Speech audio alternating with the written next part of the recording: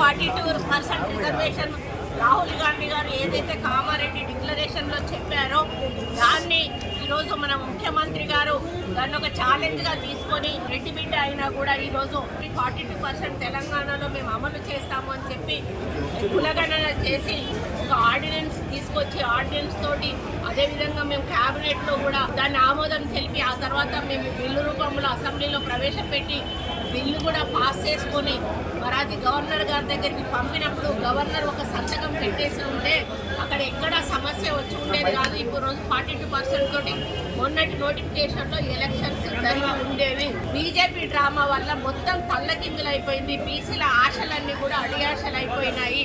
మరి వాళ్ళు అసెంబ్లీలో మద్దతు చెప్పారు, బయటికి పోయినాక తోక జాడిచ్చారు. మేము హైకోర్టులో వేస్తే హైకోర్టులో కౌంటర్ వేస్తారు, సుప్రీంకోర్టులో వేస్తే సుప్రీంకోర్టులో కౌంటర్ వేసి ఈరోజు ఆ బిల్లు పాస్ కాకుండా చేసి బీసీలకు అన్యాయం చేశారు. దీనికి ఎందుకు అడ్డుపుల్ల వేయాల్సిన అవసరం ఉన్నది అంటే బీసీలు మనుషులు కారా?